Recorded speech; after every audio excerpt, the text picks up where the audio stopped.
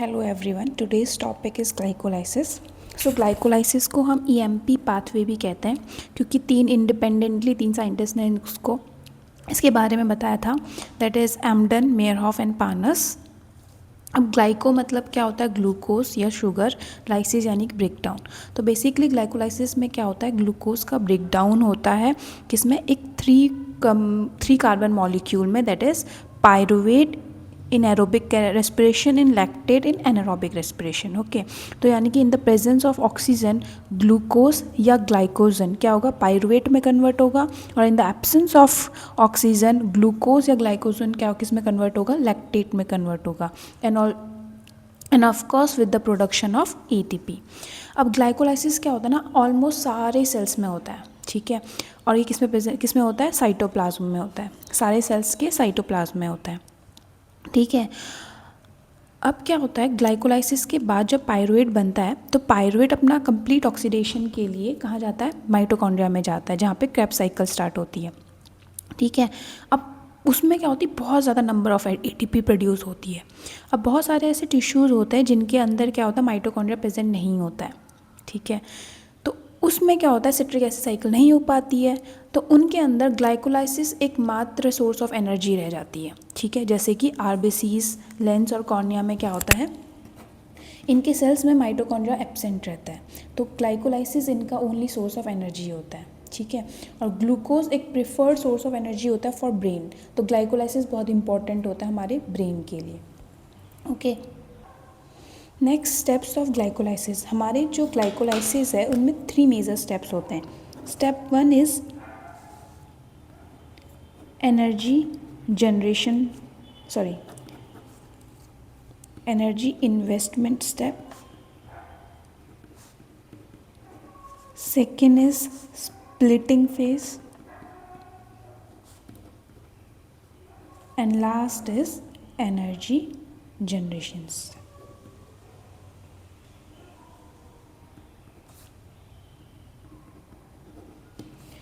अब step 1 to 3 जो होता है वो होता है एनर्जी इन्वेस्टमेंट स्टेप, यानी कि सबसे पहले ग्लूकोज को तोड़ने के लिए हमें एनर्जी यूज़ करनी पड़ती है, ठीक है। तो फर्स्ट से 1 to 3 स्टेप्स क्या होता है? एनर्जी इन्वेस्टमेंट फेज होते हैं। ये हमारा 6 कार्बन मॉलिक्यूल ग्लूकोज है, ठीक है। वो हमारे सेल मेम्ब्रेन से क्या होता है? With the help of glue transporters. अब ग्लू ट्रांसपोर्टर्स क्या होता है? स्पेसिफिक होते हैं फॉर स्पेसिफिक टिश्यू, ठीक है। तो with the help of glue transporters हमारा जो ग्लूकोज होता है वो सेल मेम्ब्रेन से अंदर आता है।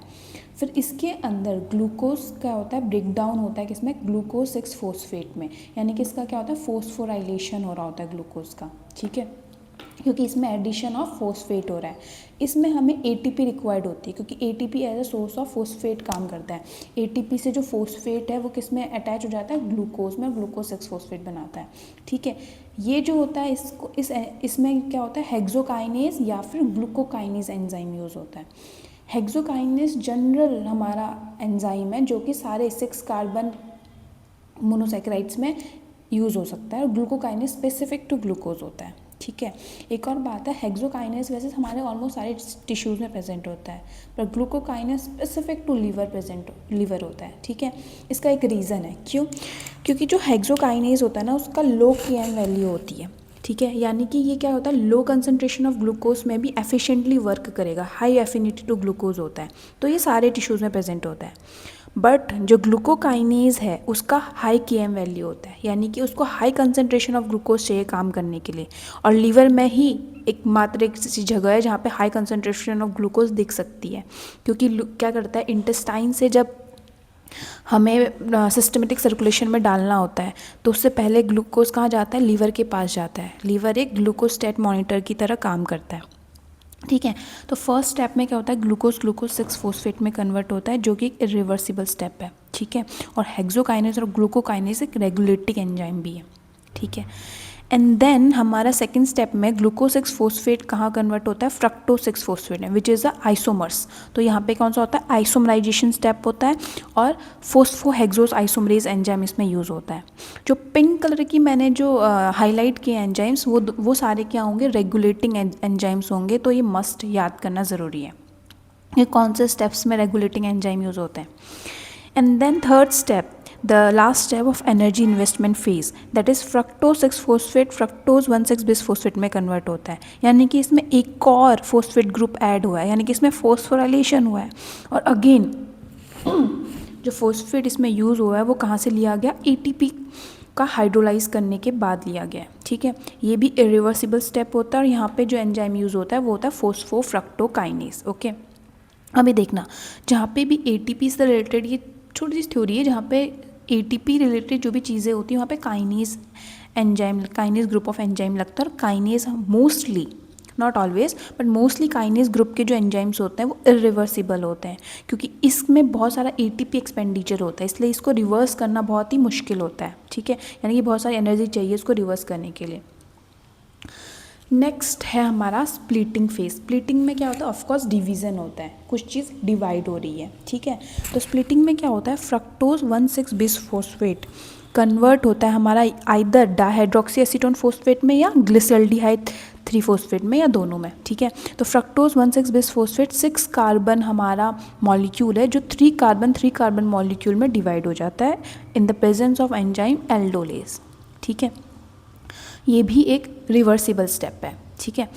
उसके बाद डाइहाइड्रोक्सी एसीटोन फोस्फेट के बहुत सारे फेट हैं, आइदर ये फैटी एसिड सिंथेसिस में जाएगा या ग्लिसरॉल 3 फोस्फेट बनाने में भी हेल्प कर सकता है, और ग्लिसरॉल्डिहाइड 3 फोस्फेट में भी कन्वर्ट हो सकता है, ठीक है। तो ये था splitting phase. Okay, now we have energy generation phase जो कि स्टेप 6 to 10 है। अब इसमें क्या होता है, जो ग्लिसरल्डिहाइड 3 फोस्फेट है वो कन्वर्ट होता है 1,3 बिस फोस्फोग्लिसरेट में, यानी कि एक और एडिशन ऑफ फोस्फेट ग्रुप हो रहा है, ठीक है। तो फोस्फोराइलेशन स्टेप होता है इसमें। अब यहाँ पे क्या होता है, NADH फॉर्म होता है।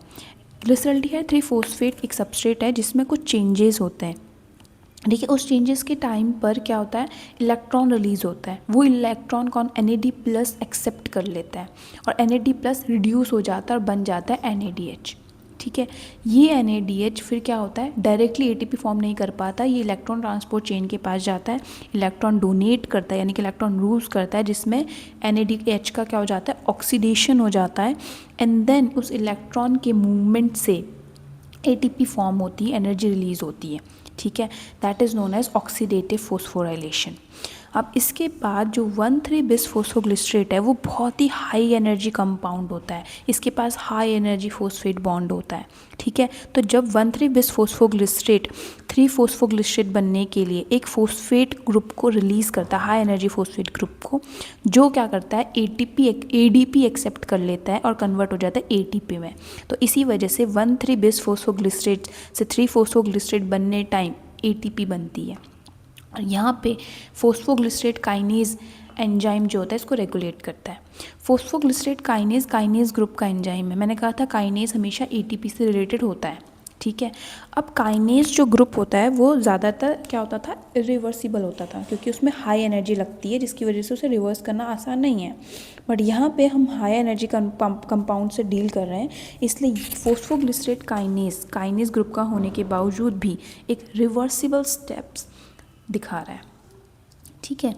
देन 3 फोस्फोग्लिसरेट हमारा 2 फोस्फोग्लिसरेट में कन्वर्ट होता है in the presence of mutase, and 2 phosphoglycerate convert होता है phosphoenol pyruvate in the presence of enolase enzyme.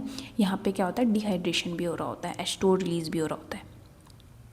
And then this phosphoenol pyruvate last step में हमारा कन्वर्ट हो जाता है पायरुवेट, जो कि 3 carbon molecule and the product of glycolysis भी है इन एरोबिक कंडीशन, ठीक है। और यहाँ पे भी फोस्फोइनॉल पायरुवेट भी क्या है, एक हाई एनर्जी कंपाउंड है जो फोस्फेट ग्रुप ADP को देता है और ADP से ही कन्वर्ट हो जाता है ATP पे, यानी कि यहाँ पर भी क्या होता है, एनर्जी रिलीज होती है। और यहाँ पे कौन सा एंजाइम यूज़ होता है, पायरुवेट काइनेज।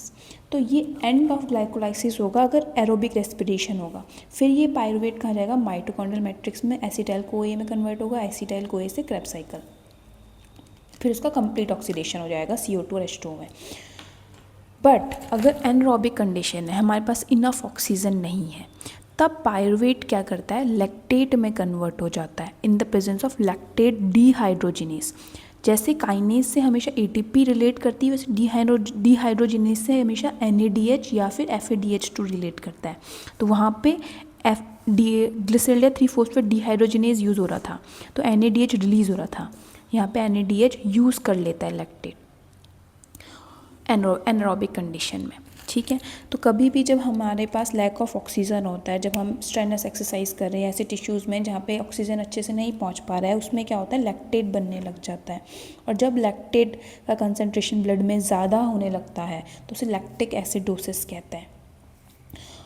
और लैक्टेट वैसे हम यूज़ भी करते हैं ये पता करने के लिए कि हमारी बॉडी कितनी ऑक्सीजन डेप्थ में, ठीक है, क्योंकि जितना लैक्टेट ज़्यादा यानी कि उतना ही हमारे अंदर ऑक्सीजन कम है, तो वो कितनी ऑक्सीजन चाहिए होगी हमें रिकवर करने के लिए, तो वो ऑक्सीजन डेप्थ होता है। तो लैक्टेट का कंसंट्रेशन हम ब्लड में ऑक्सीजन डेप्थ का पता करने के लिए भी कर सकते हैं।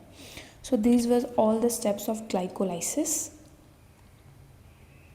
ग्लाइकोलाइसिस में क्या क्या चीज़ें समझने लायक है, यानी कि लर्न करने लायक है। दैट इज़ सबस्ट्रेट हमें पता है ग्लूकोज है या ग्लाइकोजन है, प्रोडक्ट पायरुवेट एरोबिक कंडीशन में, लैक्टेट एनारोबिक कंडीशन में, इसे पायरुविक एसिड लैक्टिक एसिड भी कह सकते हैं। और ATP प्रोड्यूस होता है, साइट इसका क्या होता है, साइटोप्लाज्म होता है, ऑलमोस्ट सारी सेल्स में प्रेजेंट होता है। और मेजर पाथवे होता है ऐसे टिश्यूज़ का जिनमें माइटोकॉन्ड्रिया नहीं होता, जैसे कि RBC, lens and cornea. And then हमने देखा एनर्जी इन्वेस्टमेंट फेज, जहाँ पे एनर्जी यूज़ हो रही थी स्टेप 1 to 3 में। स्प्लिटिंग फेज जहाँ पे फ्रक्टोज 1,6-बिसफॉस्फेट कन्वर्ट हो रहा था डाइहाइड्रोक्सी एसीटोन फॉस्फेट में या फिर ग्लिसरॉल 3-फॉस्फेट में, दैट इज स्टेप 4 and 5। फिर एनर्जी जनरेशन फेज जहाँ से ग्लिसरॉल 3-फॉस्फेट कन्वर्ट हो जाता है पायरुवेट में एट द एंड तक, दैट इज 6 to 10। अब हम देखेंगे हमें ये लर्न करना है कि कौन कौन से रिएक्शन में हमने ATP बनाई थी। हमने 2 रिएक्शन में ATP बनाई थी, वो थी कहाँ पे, स्टेप 7 एंड स्टेप 10 में। यानी कि जब एक तो 1,3-बिसफॉस्फेट फॉस्फोग्लिसरेट कन्वर्ट होता 3-फॉस्फोग्लिसरेट में, ठीक है, एक वहाँ पर, और एक बनाया था जब फोस्फोइनॉल पायरुवेट कन्वर्ट हो रहा था पायरुवेट में, दैट इज़ लास्ट स्टेप में, ठीक है। और ATP यूज़ हो रही थी 1st and 3rd स्टेप में। कहाँ पे, जहाँ पे ग्लूकोज 6-फॉस्फेट में कन्वर्ट हो रहा था, या फिर जहाँ पे फ्रक्टोज 6-फॉस्फेट फ्रक्टोज 1,6-बिसफॉस्फेट में कन्वर्ट हो रहा था। NADH हमने एक ही बार बनाई थी, वो भी 6th पोजीशन में, जिसे हमने कहा था ऑक्सीडेटिव फॉस्फोराइलेशन, जहाँ पे ग्लिसरॉल 3-फॉस्फेट 1,3-बिसफॉस्फोग्लिसरेट में कन्वर्ट हो रहा था। NADH यूज़ कब हो रही थी, सिर्फ एनारोबिक कंडीशन में, जहाँ पे पायरुवेट लैक्टेट में बन रहा था। और इरिवर्सिबल स्टेप्स कौन कौन से थे, और जो इरिवर्सिबल स्टेप हैं उसी के एंजाइम्स क्या है, रेगुलेटिंग एंजाइम्स भी हैं 1, 3 and 10, यानी कि ग्लूकोकाइनेज या हेक्सोकाइनेज, या फिर 3rd PFK phosphofructokinase and 10th pyruvate kinase, ये इरिवर्सिबल स्टेप्स हैं। प्लस यही एंजाइम्स क्या है, हमारे रेगुलेटिंग एंजाइम्स भी, जो ग्लाइकोलाइसिस को रेगुलेट करेंगे, ठीक है। And then some important things, inhibitors. अब क्या होता है, जो हमारे एंजाइम्स होते हैं उनके इनहिबिटर्स भी होते हैं, ठीक है। तो ये basic inhibitors other than regulating enzymes के मैं बता रही हूँ, जैसे ग्लिसरॉल 3-फॉस्फेट डिहाइड्रोजिनेज का जो इनहिबिटर है वो आयोडोएसीटेट और अर्सेनाइट है। एनोलेज एंजाइम का इनहिबिटर्स है फ्लोराइड। तो इस चीज़ को ना, एनोलेज एंजाइम को फ्लोराइड इनहिबिट कर देता है, ठीक है। एनोलेज एंजाइम कहाँ पे था, लास्ट स्टेप में, जहाँ पे फोस्फोइनॉल पायरुवेट क्या हो रहा था, सॉरी 2-फॉस्फोग्लिसरेट, जहाँ पे फोस्फोइनॉल पायरुवेट में कन्वर्ट हो रहा था, ठीक है, वहाँ पे एनोलेज एंजाइम यूज़ कर होता है। तो हम क्या करते हैं, यानी कि हम लेबोरेटरीज़ में क्या करते हैं, इस कॉन्सेप्ट को यूज़ करते हैं कि फ्लोराइड क्या कर रहा है, एनोलेज को इनहिबिट कर रहा है, यानी कि फर्दर क्या होता है, ग्लाइकोलाइसिस को ये रोक रहा है बेसिकली। तो हम इसी कॉन्सेप्ट को यूज़ करते हैं लैब्स में फॉर ब्लड शुगर टेस्ट के लिए। तो जब हम ब्लड शुगर टेस्ट करते हैं ना, तो उस टाइम पर हम एक वाइल लेते हैं जिसका टॉप ग्रे कलर का होता है, उसमें क्या होता है, फ्लोराइड यूज़ होता है। जो फ्लोराइड क्या करता है, एनोलेज को इनहिबिट कर देता है, जिसकी वजह से ग्लाइकोलाइसिस रुक जाती है। और ग्लूकोज का लेवल क्या होता है, हम ऑलमोस्ट जो बॉडी का लेवल ग्लूकोज का जो है उससे हम मेज़र कर सकते हैं, क्योंकि अदरवाइज़ क्या होता है, ब्लड से मतलब बॉडी से ब्लड ड्रॉ करने के बाद भी ग्लूकोज टूट सकता है, और जो ग्लूकोज का लेवल है वो हम क्या कर सकते हैं, मिसमैच हो सकता है जो एक्चुअल ग्लूकोज लेवल से। सो इस वजह से हम ये मेथड यूज़ करते हैं लेबोरेटरीज़ में। लास्ट लैक्टिक एसिड का जो कॉम्पिटिटिव इनहिबिटर होता है वो होता है ऑक्सामेट, ओके। अब है एनर्जेटिक्स। अभी तक हमने देखा था कितनी ATP प्रोड्यूस हुई थी हमारी अच्छा, ये जो फ्रक्टोज 1,6 बिसफॉस्फेट है, जो 6 कार्बन है, वो ग्लिसरॉल्डिहाइड बनाता है 3 कार्बन का। तो एक fructose 1,6 bisphosphate 2 molecule of glyceraldehyde 3 phosphate बना सकता है। तो आगे जो रिएक्शन हमारी चलती है उसमें 2 मॉलिक्यूल्स का काम हो रहा होता है, ठीक है, यानी कि 2 ग्लिसरॉल 3 फॉस्फेट 2,1,3 बिसफॉस्फोग्लिसराइड बनाएंगे तो 2 NADH फॉर्म होगा।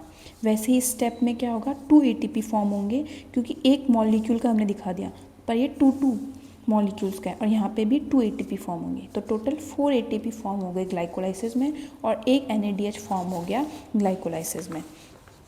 बट यहाँ पे सिंगल है तो यहाँ पे 2 ATP यूज़ हुए हैं, 1 ATP 2 ATP। तो यानी कि ग्रॉसली हमारे पास 4 ATP प्रोड्यूस हुए, 2 NADH फॉर्म हुए, 2 ATP यूज़ हुए हैं, तो कितने हो गए टोटल, 8 ATP, 4 ATP। अब NADH क्या होता है, ये ऑक्सीडेटिव फोस्फोराइलेशन करता है, तो ये ETC में जाके, ठीक है, 6 ATP फॉर्म करेगा, और 6 ATP plus 4 ATP is 10 ATP, और हमने 2 ATP ग्लाइकोलाइसिस में यूज़ कर दी थी, तो टोटल 8 ATP का जनरेशन हुआ हमारे ग्लाइकोलाइसिस में। ये नॉर्मली हम मानते हैं, बट आजकल की जो न्यू कैलकुलेशन है वो मानती है कि जब ATP बन रही होती है NADH से, तब क्या हो रही होती है, थोड़ी सी, यानी कि पूरी प्रोसेस में थोड़ी थोड़ी, मतलब 0.5 ATP क्या हो जाती है, लॉस हो जाती है, 0.5 एनर्जी जो होती है वो लॉस हो जाती है। इसीलिए कहते हैं कि NADH, 1 मॉलिक्यूल ऑफ NADH, वैसे ओल्ड कैलकुलेशन के हिसाब से 3 ATP फॉर्म कर रहा था, बट न्यू कैलकुलेशन के हिसाब से 1 NADH जो होता है वो 2.5 ATP फॉर्म करता है। तो ओल्ड कैलकुलेशन के हिसाब से ग्लाइकोलाइसिस 8 ATP जनरेट करता है, और न्यू के हिसाब से 7 ATP जनरेट करता है। कैसे, 4 ATP, 1 NADH, न्यू के हिसाब से 2.5, तो 2.5 2.5 5 प्लस 4 9, एंड देन 2 माइनस है 7 ATP। ओके, अब ये क्या सीन है, क्या है, अब होता क्या है, जो NADH हमने फॉर्म किया वो NADH ना, यानी कि बेसिकली क्या होता है, ये सेल है ना, ये सेल का साइटोप्लाज्म है, और ये माइटोकॉन्ड्रिया है। तो साइटोप्लाज्म में ग्लूकोज जब पायरुवेट में कन्वर्ट हो रहा था या ग्लाइकोलाइसिस हो रही थी, तब NADH फॉर्म हुआ। ये NADH हमारा माइटोकॉन्ड्रिया के अंदर इनर मेम्ब्रेन को क्रॉस नहीं कर सकता, ठीक है, और इसको पर ETC के पास जाना है, इलेक्ट्रॉन ट्रांसपोर्ट चेन में जाना है, मतलब इलेक्ट्रॉन ट्रांसफ़र करना है ETC में। तो NADH क्या करता है, अपने इलेक्ट्रॉन को या तो मैलेट एस्पार्टेट शटल को दे देता है, और ये मैलेट एस्पार्टेट शटल फिर ETC ट्रांसपोर्ट चेन के पास पहुंचाता है, या फिर ग्लिसरॉल फॉस्फेट शटल को यूज़ करता है, ठीक है, इन दोनों में से एक शटल को यूज़ करता है अपने इलेक्ट्रॉन को शटल करने के लिए ETC के पास, ठीक है। तो क्या होता है, जब NADH मैलेट शटल को यूज़ करता है तो ओल्ड कैलकुलेशन के हिसाब से NADH 3 ATP देगा, और न्यू कैलकुलेशन के हिसाब से 2.5, जो कि हमने इधर यूज़ किया, ठीक है। और अगर NADH ग्लिसरॉल फॉस्फेट शटल को यूज़ करेगा तो NADH क्या बनेगा, 2 ATP बनाएगा ओल्ड कैलकुलेशन के हिसाब से, 1.5 ATP बनाएगा न्यू कैलकुलेशन के हिसाब से, ठीक है। अब नॉर्मली क्या होता है, अब हमने जो नॉर्मल हम कैलकुलेशन लेते हैं, क्वेश्चन पूछा जाता है ग्लाइकोलाइसिस ATP कितना फॉर्म करता है, तो हम 8 ATP या 7 ATP कहते हैं, तो हम मैलेट शटल को कंसीडर करते हैं कि NADH मैलेट शटल में गया है, ठीक है। बट जब गिवन हो कि ग्लिसरॉल फॉस्फेट शटल यूज़ किया गया है, तो NADH को तुम क्या बनाओगे, 2 ATP एज अ कंसिडर करोगे, ठीक है। ऐसा क्यों, क्योंकि हमारा जो मैलेट शटल वो जनरल शटल है, जो नॉर्मली हर सेल्स में यूज़ होता है, बट ग्लिसरॉल फॉस्फेट जो होता है वो कभी कभी यूज़ होता है, यानी कि जैसे कि मसल्स में यूज़ होता है, वो भी कब, जब स्ट्रेनस एक्सरसाइज हो रही होती है उस टाइम पर, ठीक है। तो इसी और ऑन एन जनरल हमारा मैलेट शटल यूज़ होता है, इसलिए हम इसी चीज़ को कंसिडर करते हैं। अब रेगुलेशन ऑफ ग्लाइकोलाइसिस, ठीक है, तो 3 मेन रेगुलेटरी एंजाइम्स होते हैं, हेक्सोकाइनेज, ग्लूकोकाइनेज, फोस्फोफ्रक्टोकाइनेज या पायरुवेट काइनेज, ठीक है। अब हमारा ग्लाइकोलाइसिस 2 मेथड से रेगुलेट होता है, एक होता है एलोस्टिक मेथड, एक होता है हार्मोनल। एलोस्टेटिक मतलब क्या होता है, जो एंजाइम होता है ना उसके पास 2 साइट होते हैं, एक तो एक्टिव साइट जहाँ से सबस्ट्रेट बाइंड होगा और प्रोडक्ट फॉर्म होगा, और दूसरा एलोस्टिक साइट जहाँ पे कोई भी एक्टिवेटर या इनहिबिटर ऐड हो सकता है और उस एंजाइम को एक्टिवेट या इनहिबिट कर सकता है, ठीक है। और हार्मोनल में क्या होता है, फोस्फोराइलेशन डिफोस्फोराइलेशन, यानी कि हार्मोन की हेल्प से यानी कि CAMP कैम्प पाथवे यूज़ कर कर उस किसी एंजाइम को क्या कर सकते हैं, एक्टिवेट या फिर इनएक्टिवेट कर सकते हैं। ठीक है, अब फर्स्ट है हमारा हेक्सोकाइनेस या ग्लूकोकाइनेस। हेक्सोकाइनेस और ग्लूकोकाइनेस और मतलब सेम सबस्ट्रेट में वर्क करता है, that is glucose in glycolysis. ठीक है, या बट हेक्सोकाइनेस क्या होता है, डाइवर्स है थोड़ा, अदर मोनोसैकेराइड्स में भी यूज़ कर सकता है, but glucokinase specific to glucose है। ठीक है, हेक्सोकाइनेस मसल्स या अदर टिश्यूज़ में प्रेजेंट होता है, glucokinase is specific to liver. ठीक है, तो हेक्सोकाइनेस का जो एक्टिवेटर होता है वो ग्लूकोज इंसुलिन, ग्लूकोकाइनेस का भी same glucose and insulin, but hexokinase can be inhibited by glucose six phosphate, but glucokinase can be inhibited by glucose six phosphate. ठीक है, ये मेजर चीज़ है कि हेक्सोकाइनेस ग्लूकोज 6-फॉस्फेट से इनहिबिट हो जाता है जैसे ही ग्लूकोज 6-फॉस्फेट ज़्यादा अमाउंट में बनने लग गया, क्योंकि हेक्सोकाइनेस के लिए ग्लूकोज 6-फॉस्फेट में कन्वर्ट करता है हेक्सोकाइनेस या ग्लूकोकाइनेस। ठीक है, कौन सा स्टेप करते हैं ये लोग, ग्लूकोज से ग्लूकोज 6-फॉस्फेट में कन्वर्ट करते हैं। तो जब ग्लूकोज 6-फॉस्फेट का कंसंट्रेशन बहुत ज़्यादा हो जाता है, ठीक है, तब क्या होता है, हेक्सोकाइनेस रुक जाता है, इनहिबिट हो जाता है कि अब ग्लूकोज को फर्दर कन्वर्ट नहीं करना है, बट इससे ग्लूकोकाइनेस को कोई फ़र्क नहीं पड़ता। ठीक है, इस टाइप की इनहिबिशन को हम कहते हैं प्रोडक्ट इनहिबिशन, यानी कि हेक्सोकाइनेस प्रोडक्ट इनहिबिशन शो करता है। ठीक है, और एक इनहिबिटर होता है इनका ग्लूकागन। नेक्स्ट है हमारे पास फोस्फोफ्रक्टोकाइनेस। फोस्फोफ्रक्टोकाइनेस रेट लिमिटिंग कमिटेड स्टेप कहते हैं। इनके जो एक्टिवेटर्स होते हैं वो होते हैं ADP, AMP और फ्रक्टोज 2,6 बिसफोस्फेट। अभी फ्रक्टोज 2,6 बिसफोस्फेट क्या है वो देखेंगे। ठीक है, PFK जो होता है इसके इनहिबिटर्स होते हैं ATP, सिट्रेट या हाइड्रोजानन यानी कि लो pH। ठीक है, ये इसके इनहिबिटर्स होते हैं। फ्रक्टोज 2,6 बिसफोस्फेट कहाँ से आया, फ्रक्टोज 6-फॉस्फेट क्या होता है, फ्रक्टोज 2,6 बिसफोस्फेट में कन्वर्ट होता है in the presence of PFK2। वो वहाँ पे क्या है, PFK1, ये है PFK2। ठीक है, ये PFK2 क्या करता है, ATP यूज़ करता है और फ्रक्टोज 6-फॉस्फेट में एक फोस्फेट ऐड करके फ्रक्टोज 2,6 बिसफोस्फेट बना देता है। ठीक है, ये फ्रक्टोज 2,6 बिसफोस्फेट क्या होता है, साइटोप्लाज्म में प्रेजेंट होते हैं और ये क्या करते हैं, PFK के एलोस्टेरिक साइट में जुड़ जाते हैं और PFK को एक्टिवेट करते हैं, यानी कि एनहांस करते हैं उसकी एक्टिविटी को। ठीक है, और फ्रक्टोज 2,6 बिसफोस्फेट फ्रक्टोज 6-फॉस्फेट में कन्वर्ट भी हो सकते हैं in the presence of fructose 2,6 bisphosphate enzyme. ठीक है, फॉस्फेटेज एंजाइम।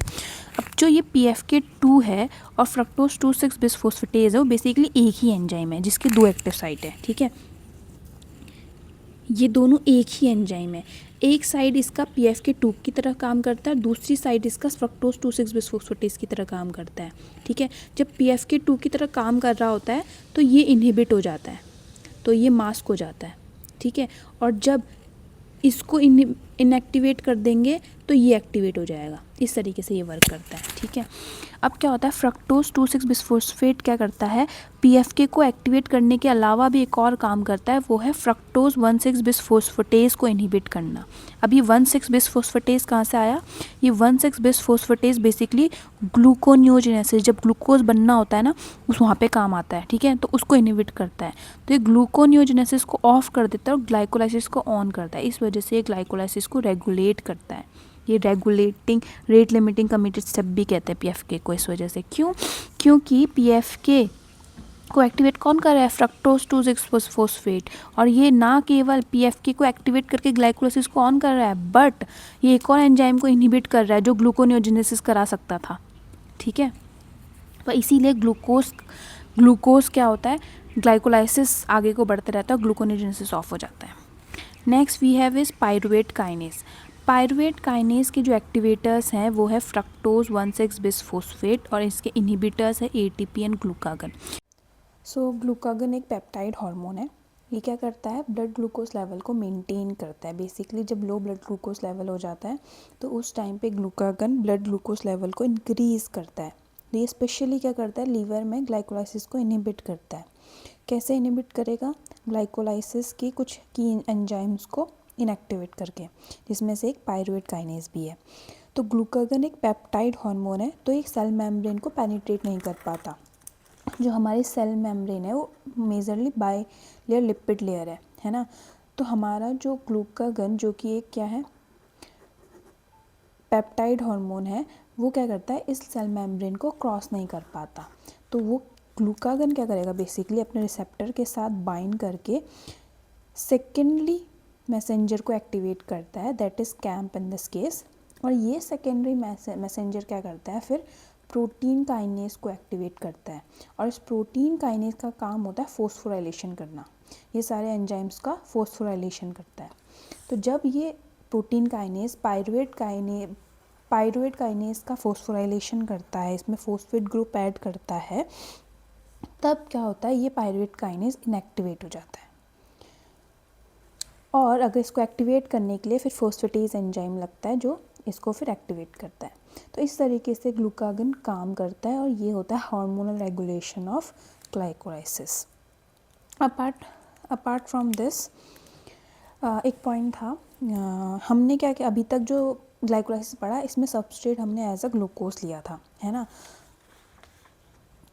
पर अगर हमारा सबस्ट्रेट ग्लूकोज ना होके ग्लाइकोजन होगा, क्योंकि स्टार्टिंग में हमने पढ़ा था कि ग्लाइकोलाइसिस में सबस्ट्रेट ग्लूकोज भी हो सकता है, ग्लाइकोजन भी हो सकता है। तो glycogen is what, storage form of glucose. तो ग्लाइकोजन क्या करता है, डायरेक्ट ग्लूकोज 6 फॉस्फेट में कन्वर्ट हो जाता है, ठीक है। ये स्किप करता है वाला पार्ट जिसमें ग्लूकोज 6 फॉस्फेट में कन्वर्ट हो रहा था और एक एनर्जी लग रही थी। तो जब ग्लाइकोजन से हम ग्लाइकोलाइसिस करते हैं, पायरुवेट बनाते हैं, तो उस केस में ग्लाइकोजन डायरेक्टली ग्लूकोज 6 फॉस्फेट में कन्वर्ट होता है।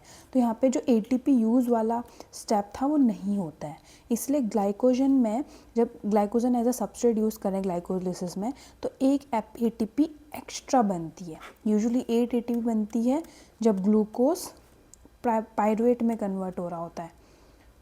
बट अगर ग्लाइकोलाइसिस में ग्लाइकोजन एज अ सबस्ट्रेट है, तब 9 एटीपी प्रोड्यूस होती है, क्योंकि जो 2 एटीपी यूज़ हो रही थी ग्लूकोज में एज अ सबस्ट्रेट लेने में, ग्लाइकोजन में सिर्फ एक ही एटीपी यूज़ होती है, तो 9 एटीपी बनती ग्लाइकोजन में। ये होता है एरोबिक कंडीशन में। एनारोबिक कंडीशन में हमने देखा था कि पायरुवेट से लैक्टेट बनाने टाइम पे एक NADH यूज़ हो रहा था, है ना, NADH यूज़ हो रहा था।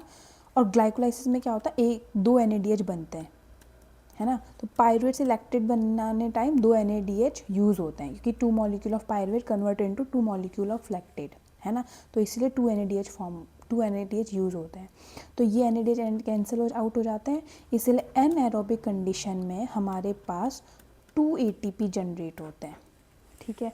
तो जो हमने एनर्जेटिक्स पढ़ा था उसमें हमें एक चीज़ और ऐड करनी है कि अगर ग्लाइकोजन एज अ सबस्ट्रेट है तो 9 ATP बन रही है, और एनएरोबिक कंडीशन में हमारी 2 ATP बनती है, और एरोबिक कंडीशन हमारी 8 ATP जनरेट होती है, और न्यू कैलकुलेशन के हिसाब से 7 ATP। और ग्लिसरॉल फॉस्फेट शटल पे हमारी क्या कहते हैं 1 NADH 1.5 ATP देती है, तो उस हिसाब से हमें कैलकुलेशन करनी है। Okay, so that's it for today. Next में हम देखेंगे क्रेब्स साइकिल।